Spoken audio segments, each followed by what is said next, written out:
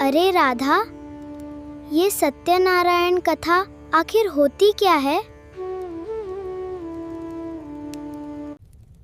ये भगवान विष्णु जी की पवित्र कथा है। चलो हम 5 अध्याय और आरती साथ में सुनते हैं। प्राचीन काल की एक कथा, आस्था की, विश्वास की और परीक्षा की। तो आइए अब शुरू करते हैं श्री सत्यनारायण कथा। क्या केवल एक व्रत किसी निर्धन को समृद्ध बना सकता है? क्या एक भूली हुई प्रतिज्ञा पूरा जीवन बदल सकती है? आइए श्रद्धा और भक्ति से सुनते हैं श्री सत्यनारायण भगवान की पावन कथा। जहां समय भी शांत हो जाता है, जहां हर दिशा दिव्य प्रकाश से आलोकित है, वही है भगवान श्री सत्यनारायण का दिव्य धाम वैकुंठ लोक। कमल समान पावन चरण, जिनके स्पर्श से जीवन धन्य हो जाता है, उन प्रभु को हमारा प्रणाम।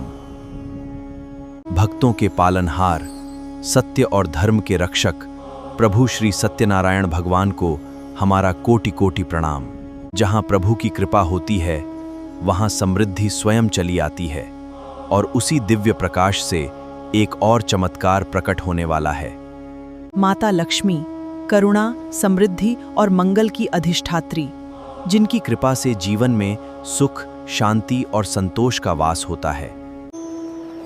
देवर्षि नारद, जो सदा तीनों लोकों में भगवान का संदेश लेकर विचरण करते हैं, आज वैकुंठ की ओर प्रस्थान कर रहे हैं। नारायण नारायण। प्रभु और माता, आपको मेरा कोटि कोटि प्रणाम। आओ नारद, तुम्हारा आगमन सदैव मंगलमय होता है। निष्संकोच होकर अपना प्रश्न पूछो। हे प्रभु, पृथ्वी पर अनेक मनुष्य दुख, दरिद्रता और चिंता से पीड़ित हैं। उनके कल्याण के लिए तुमने अत्यंत कल्याणकारी प्रश्न पूछा है। हे नारद, तुमने समस्त प्राणियों के कल्याण का प्रश्न पूछा है, जो अत्यंत सरल है किंतु अनंत फल देने वाला है। ये है श्री सत्यनारायण व्रत। जो श्रद्धा और भक्ति से श्री सत्यनारायण व्रत का पालन करता है, उसके जीवन से दुख दूर होते हैं, धर्म, अर्थ, सुख और शांति की प्राप्ति होती है। प्राचीन नगर में एक निर्धन ब्राह्मण रहता था, लेकिन उसके हृदय में भगवान के प्रति अटूट श्रद्धा थी। श्री सत्यनारायण भगवान की प्रथम कथा। भगवान श्री सत्यनारायण ने कहा, हे नारद, अब मैं तुम्हें प्राचीन काशी नगरी में एक निर्धन ब्राह्मण रहता था, जो अत्यंत धार्मिक और सरल स्वभाव का था। निर्धन होने पर भी वो ब्राह्मण कभी धर्म से नहीं डिगा। जो कुछ भी भिक्षा में मिलता, उसी में संतोष पूर्वक जीवन बिताता। आपकी कृपा ही मेरा सबसे बड़ा धन है। एक दिन जब वह ब्राह्मण अपने दैनिक कार्य से लौट रहा था, तभी उसके सामने एक तेजस्वी वृद्ध महात्मा प्रकट हुए। उनके मुख पर अद्भुत शांति और करुणा का प्रकाश था। वत्स, तुम्हारे मुख पर गहरी चिंता दिखाई देती है। क्या कारण है? गुरुदेव, जो भिक्षा मिलती है उसी से जीवन चलता है। मुझे विश्वास है कि ईश्वर की कृपा एक दिन अवश्य होगी। वत्स, यदि तुम श्रद्धा और भक्ति से श्री सत्यनारायण भगवान का व्रत करोगे, तो तुम्हारे जीवन के कष्ट दूर होंगे। गुरुदेव, क्या मैं भी ये व्रत कर सकता हूं? वत्स, इस व्रत को श्रद्धा, सत्य और भक्ति के साथ करना, भगवान को फल, पुष्प, तुलसी और नैवेद्य अर्पित करना, कथा को श्रद्धापूर्वक सुनना और सुनाना, फिर प्रसाद सब में प्रेम पूर्वक बांटना। जो ऐसा करता है, उस पर भगवान श्री सत्यनारायण की कृपा सदैव बनी रहती है। गुरुदेव, मैं पूर्ण श्रद्धा और विश्वास के साथ श्री सत्यनारायण भगवान का व्रत अवश्य करूंगा। महात्मा के वचनों को अपने जीवन का मार्ग बनाकर निर्धन ब्राह्मण ने पूर्ण श्रद्धा और विश्वास के साथ श्री सत्यनारायण भगवान के व्रत का संकल्प लिया। अगले दिन प्रातःकाल ब्राह्मण ने पूर्ण श्रद्धा और भक्ति से व्रत आरंभ किया। श्री सत्यनारायण भगवान की जय। व्रत पूर्ण होने के बाद ब्राह्मण ने श्रद्धापूर्वक प्रसाद बांटा। उस दिन जब वह भिक्षा के लिए निकला, तो एक अद्भुत परिवर्तन हुआ। जहां पहले उसे बहुत कम मिलता था, आज लोग स्वयं प्रेम और सम्मान से उसे अन्न, फल और दान देने लगे। हे सत्यनारायण भगवान, ये सब आपकी असीम कृपा है। श्री सत्यनारायण भगवान के व्रत के प्रभाव से उस निर्धन ब्राह्मण के जीवन में समृद्धि आने लगी और सबको इसकी महिमा सुनाई। इस प्रकार प्रथम कथा पूर्ण हुई।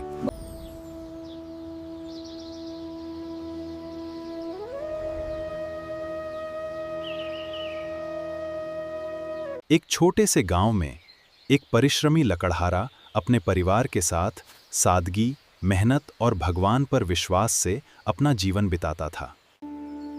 घर से निकलने से पहले उसकी पत्नी श्रद्धा से उसके मस्तक पर शुभ तिलक लगाती थी। वह अपने दैनिक परिश्रम के लिए जंगल की ओर बढ़ चला। घने वृक्षों से घिरे इस शांत वन में वह प्रतिदिन सूखी लकड़ियां इकट्ठी करता ताकि अपने परिवार का ईमानदारी से पालन पोषण कर सके। वो कभी भी हरे भरे वृक्षों को नहीं काटता था। केवल सूखी और गिरी हुई लकड़ियां ही उसकी आजीविका का साधन थीं। ईमानदारी और धैर्य से वह अपना हर दिन कठिन परिश्रम में बिताता था। दिन भर की मेहनत से वो लकड़ियों का छोटा सा गट्ठर तैयार करता, जिसे बेचकर अपने परिवार का पालन पोषण करता था। मेहनत का हर गट्ठर उसके लिए केवल लकड़ियां नहीं, बल्कि ईमानदार कमाई का प्रतीक था। सूरज धीरे धीरे ऊपर चढ़ता गया और अपनी मेहनत की कमाई लेकर लकड़हारा गांव की ओर चल पड़ा। गांव के छोटे से बाजार में वह अपनी मेहनत से जुटाई लकड़ियां बेचने आता ताकि घर की जरूरतें पूरी कर सकें। उसकी सच्चाई और ईमानदारी पर गांव वालों को पूरा विश्वास था, इसलिए उसकी मेहनत हमेशा सम्मान पाती थी।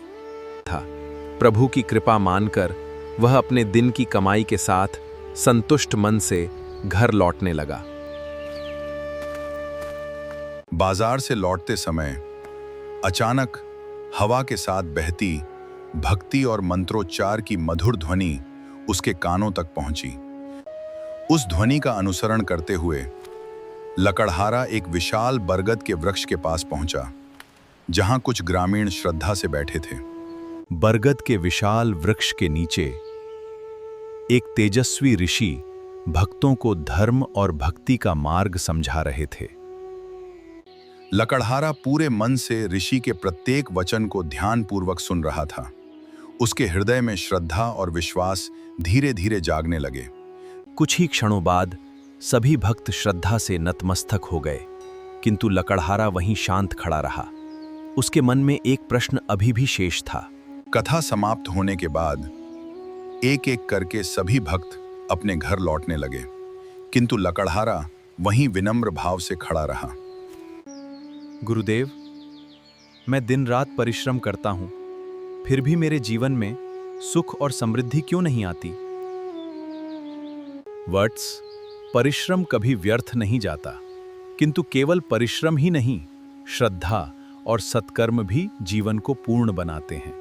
यदि तुम सच्चे मन और श्रद्धा से श्री सत्यनारायण भगवान का व्रत करोगे, तो ईश्वर की कृपा से तुम्हारे जीवन की कठिनाइयां धीरे धीरे दूर होने लगेंगी। शुद्ध मन से श्री सत्यनारायण भगवान का पूजन करो, कथा सुनो, प्रसाद अर्पित सभी में प्रेम से बांटो। गुरुदेव, आपका हृदय से धन्यवाद। मैं आपके बताए मार्ग पर अवश्य चलूंगा। ऋषि के वचन लकड़हारे के हृदय में नई आशा जगा चुके थे। अब उसके प्रत्येक कदम में विश्वास और उत्साह था। आज मुझे वन में एक महान ऋषि मिले।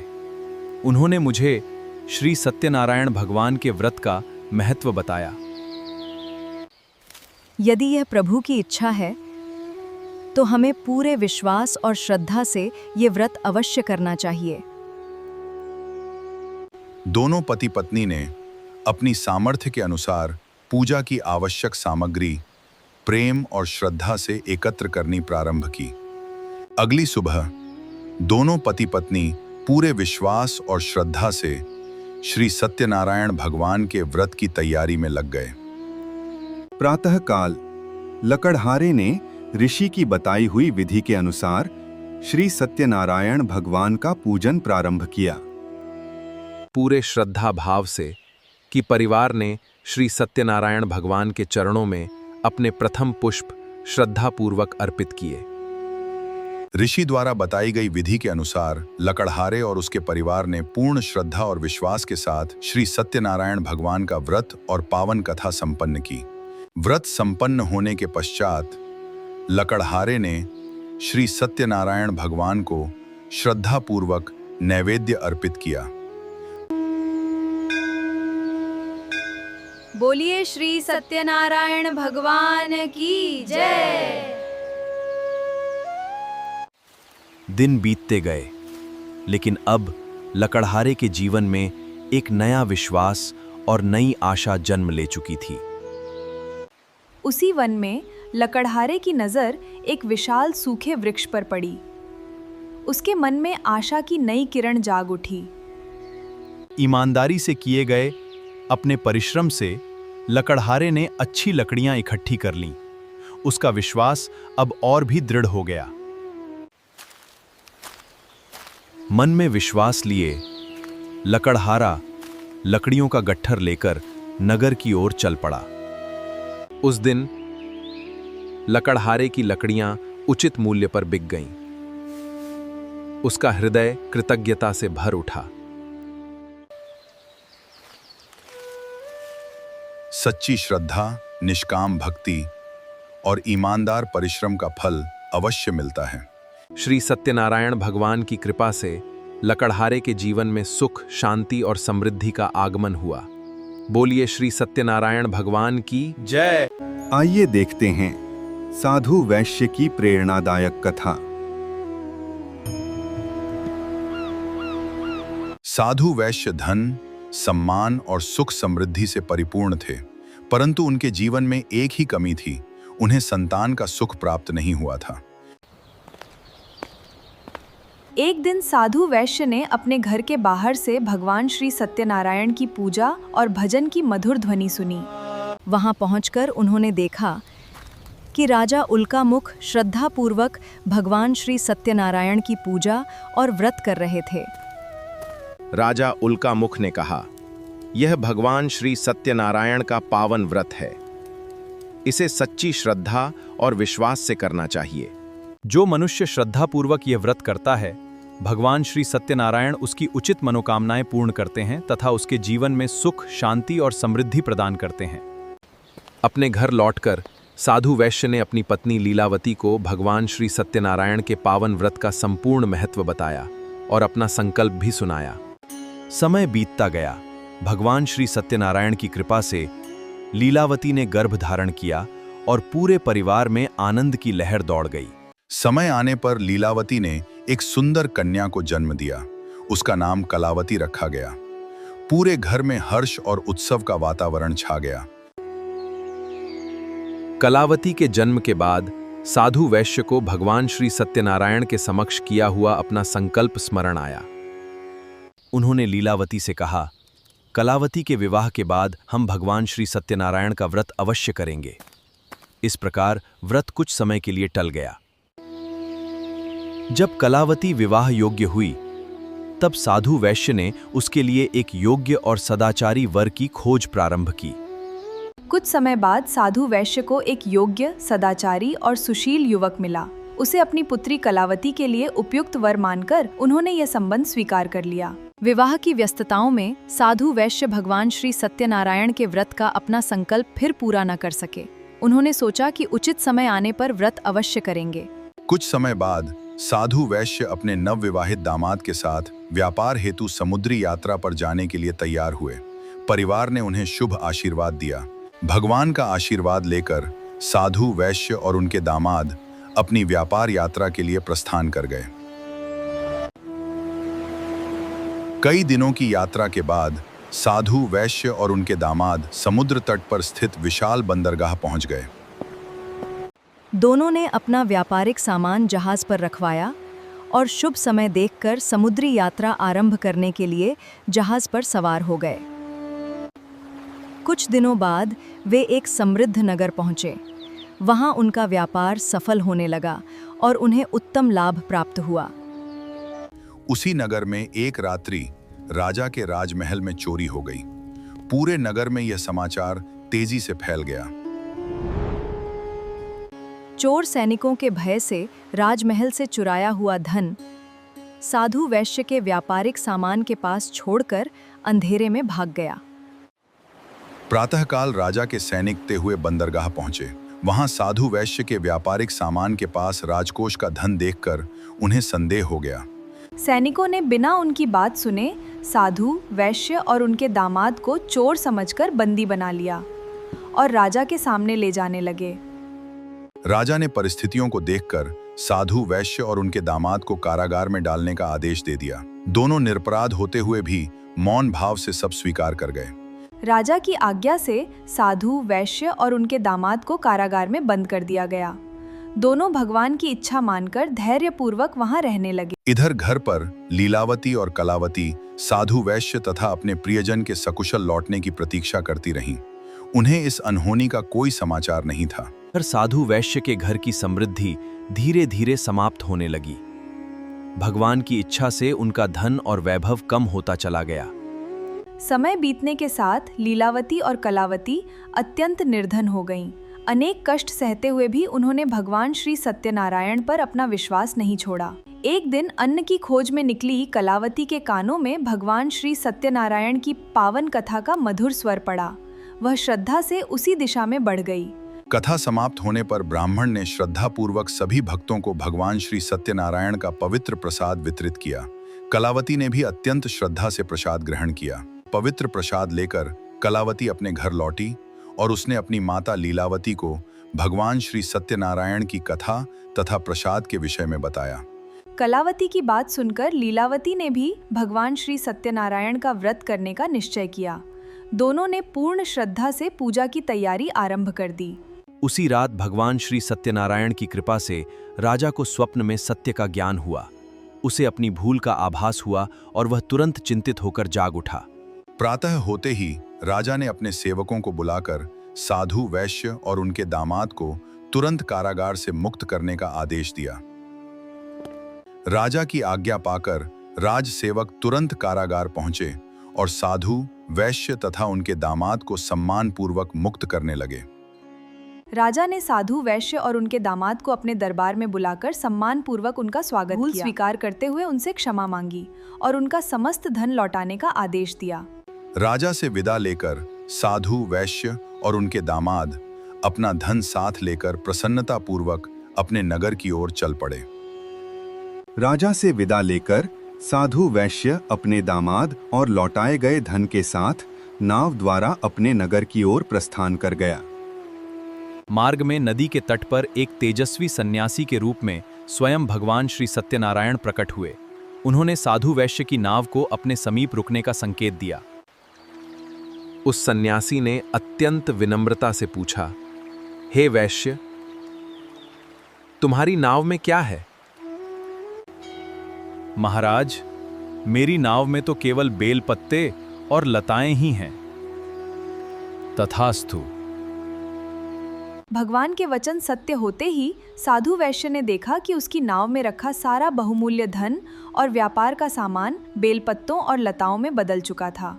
अपनी भूल का आभास होते ही साधु वैश्य तुरंत नाव से उतरकर उस सन्यासी के चरणों में गिर पड़ा और अपनी भूल के लिए क्षमा मांगने लगा। साधु वैश्य की सच्ची पश्चाताप भावना देखकर भगवान श्री सत्यनारायण प्रसन्न हुए। उसी क्षण उसकी नाव का समस्त धन और व्यापार का सामान पुनः अपने वास्तविक रूप में लौट आया। भगवान श्री सत्यनारायण की कृपा से अपना समस्त धन वापस पाकर साधु वैश्य ने श्रद्धापूर्वक उन्हें प्रणाम किया और पुनः अपने नगर की ओर प्रस्थान किया। कुछ समय बाद साधु वैश्य अपने नगर के समीप पहुंचा। उसने अपने घर शुभ समाचार पर पहुंचाने के लिए एक विश्वस्त सेवक को आगे भेजा। आज की सीख, भगवान श्री सत्यनारायण के समक्ष कभी असत्य न बोलें। याद रखें, सच्चा पश्चाताप, विनम्रता और अटूट विश्वास, यही भगवान की कृपा का मार्ग है। भगवान श्री सत्यनारायण की पावन कथा का 4था अध्याय। माता, आपके पति साधु वैश्य और आपके दामाद सकुशल नगर के समीप पहुंच चुके हैं। उन्होंने मुझे आपको ये शुभ समाचार देने भेजा है। यह शुभ समाचार सुनकर लीलावती अत्यंत प्रसन्न हुई। फिर भी उन्होंने पहले भगवान श्री सत्यनारायण की पूजा विधिपूर्वक पूर्ण करने का निश्चय किया। बेटी, मैं तुम्हारे पिता के दर्शन के लिए जाती हूँ। तुम पहले भगवान श्री सत्यनारायण की पूजा पूर्ण करना, प्रसाद ग्रहण करना और फिर शीघ्र हमारे पास आ जाना। माता की आज्ञा का पालन करते हुए कलावती पुनः श्रद्धापूर्वक भगवान श्री सत्यनारायण की पूजा में लीन हो गई। पूजा पूर्ण होने पर कलावती ने भगवान श्री सत्यनारायण को प्रणाम किया। अब उसका मन अपने पिता और पति से मिलने के लिए उत्सुक हो उठा। पूजा पूर्ण होते ही कलावती को अपनी माता की बात स्मरण आई। पिता और पति से मिलने की उत्कंठा में वह शीघ्र वहां से चल पड़ी। नदी तट पर पहुंचते ही कलावती ने चारों ओर देखा, पर वहां न नाव थी, न उसके पिता और न ही उसके पति। यह दृश्य देखकर उसका हृदय व्याकुल हो उठा। उधर साधु वैश्य, लीलावती, उनके दामाद और विश्वसनीय दूत भी नदी तट पर पहुंच चुके थे। कलावती को इस प्रकार विलाप करते देखकर वे अत्यंत चिंतित हो उठे। साधु वैश्य ने भगवान श्री सत्यनारायण का स्मरण करते हुए दोनों हाथ जोड़कर विनम्र प्रार्थना की। उनके साथ लीलावती और परिवार ने भी श्रद्धापूर्वक भगवान का ध्यान किया। हे पुत्री कलावती, तुम भगवान श्री सत्यनारायण का प्रसाद ग्रहण किए बिना ही यहाँ चली आई हो। पहले श्रद्धापूर्वक भगवान का प्रसाद ग्रहण करो, तभी यह संकट दूर होगा। कलावती तुरंत घर लौटी। भगवान श्री सत्यनारायण को प्रणाम कर उसने श्रद्धापूर्वक प्रसाद ग्रहण किया। भगवान श्री सत्यनारायण का प्रसाद ग्रहण करते ही उनकी दिव्य माया समाप्त हो गई। अपनी पुत्री को सकुशल देखकर साधु वैश्य की आंखें भर आईं। पूरा परिवार भगवान श्री सत्यनारायण की कृपा से भाव विभोर हो उठा। संपूर्ण परिवार ने भगवान श्री सत्यनारायण के चरणों में कृतज्ञता पूर्वक प्रणाम किया। बोलिए भगवान श्री सत्यनारायण भगवान की जय। यही इस कथा की सबसे बड़ी शिक्षा है। भगवान श्री सत्यनारायण के प्रसाद और उनकी आज्ञा का सदैव सम्मान करें।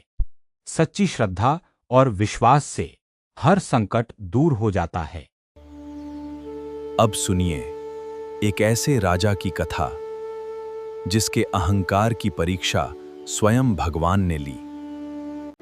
प्रजापालन में लीन तुंगध्वज नाम का एक राजा था। अपने राज्य में वह बड़े वैभव के साथ जीवन व्यतीत करता था। राजा एक बार वन में जाकर वन्य पशुओं का शिकार करने के बाद वह बरगद के पेड़ के नीचे आ पहुंचा। वहां उसने ग्वालों को भक्ति भाव से अपने बंधुओं सहित सत्यनारायण भगवान का पूजन करते देखा। अभिमानवश राजा ने उन्हें देखकर भी पूजा स्थान में प्रवेश नहीं किया और न ही उसने भगवान को नमस्कार किया। ग्वालों ने राजा को प्रसाद दिया, लेकिन उसने वह प्रसाद नहीं खाया। प्रसाद वहीं छोड़कर वो अपने नगर को चला गया। जब वह नगर में पहुंचा तो वहां सब कुछ तहस नहस हुआ पाया। यह देखकर राजा तुंगध्वज स्तब्ध रह गया। राजा फिर उन ग्वालों के पास पहुंचा। अब उसके मन में अभिमान नहीं, बल्कि भगवान के प्रति श्रद्धा और अपनी भूल का पश्चाताप था। राजा ने विधिपूर्वक पूजा की और श्रद्धा भाव से भगवान सत्यनारायण का स्मरण किया। श्री सत्यनारायण भगवान की कृपा से उसका नगर फिर से पहले जैसा हो गया। राजा तुंगध्वज ने भगवान को हृदय से धन्यवाद दिया। दीर्घ काल तक सुख भोगने के बाद मरणोपरांत महाराज तुंगध्वज को स्वर्गलोक की प्राप्ति हुई। बोलिए श्री सत्यनारायण भगवान की जय। जिन्होंने पहले इस व्रत को किया है, अब उनके दूसरे जन्मों की कथा कहता हूँ। वृद्ध शतानंद ब्राह्मण ने सुदामा का जन्म लेकर मोक्ष की प्राप्ति की। लकड़हारे ने अगले जन्म में निषाद बनकर मोक्ष प्राप्त किया। उल्कामुख नाम का राजा दशरथ होकर बैकुंठ को गए। साधु नाम के वैश्य ने मोरध्वज बनकर अपने पुत्र को आरे से चीरकर मोक्ष पाया। महाराज तुंगध्वज ने स्वयंभू मनु होकर भगवान में भक्ति युक्त होकर कर्म कर मोक्ष पाया। इस प्रकार श्री सत्यनारायण भगवान की संपूर्ण कथा पूर्ण होती है। श्रद्धा रखें, सत्य का मार्ग अपनाएं और भक्ति से जीवन को सार्थक बनाएं। श्री सत्यनारायण भगवान की कृपा सभी पर बनी रहे। नई प्रेरणादायक कहानियों के लिए हमारे साथ जुड़े रहें। बोलिए श्री सत्यनारायण भगवान की जय।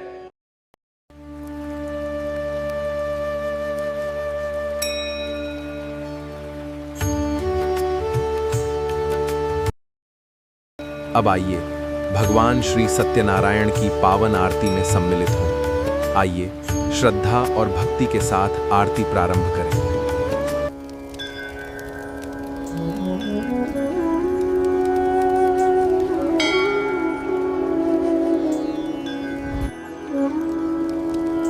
ओम जय लक्ष्मी रमणा स्वामी, जय लक्ष्मी रमणा सत्यनारायण स्वामी जनपातक हरणा। रत्न जड़ित सिंहासन अद्भुत छवि राजे, नारद करत निरंजन घंटा ध्वनि बाजे। ओम जय लक्ष्मी रमणा प्रकट भय कलिकारण, द्विज को दरस दियो, बूढ़ो ब्राह्मण बनकर कंचन महल कियो। ओम जय लक्ष्मी रमणा, ओम जय लक्ष्मी रमणा स्वामी, जय लक्ष्मी रमणा सत्यनारायण स्वामी जनपातक हरणा।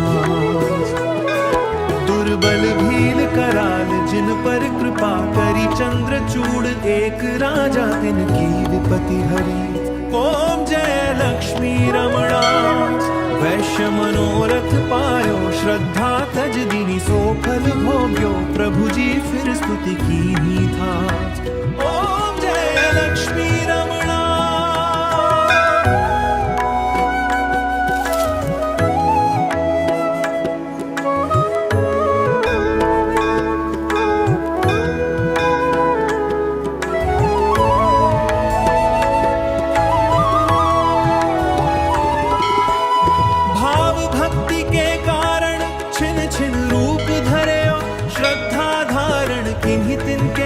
सरयो तोम जय लक्ष्मी रमणा।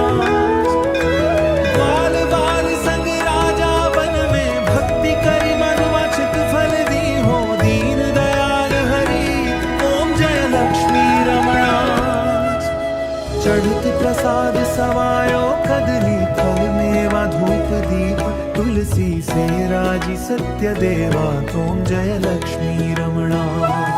ओम जय लक्ष्मी रमणा स्वामी, जय लक्ष्मी रमणा सत्यनारायण स्वामी जनपातक हरणा।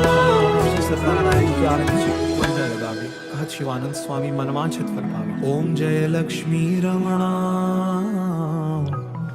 जय लक्ष्मी रमणा।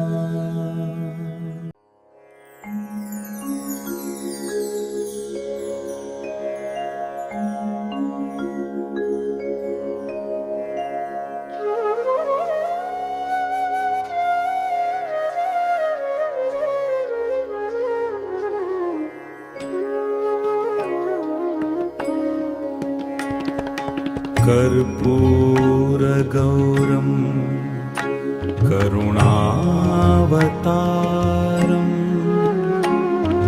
संसारसारं भुजगेन्द्रहारं, सदा वसन्तं हृदयारविन्दे,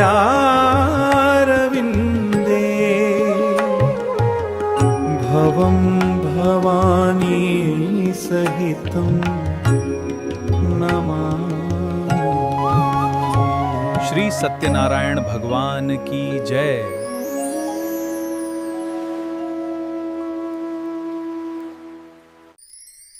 आपको आज की ये कहानी कैसी लगी? अगर पसंद आई हो तो लाइक, शेयर, सब्सक्राइब जरूर करें और कमेंट में बताएं। हमारा चैनल है एलिवेट विद स्टोरीज।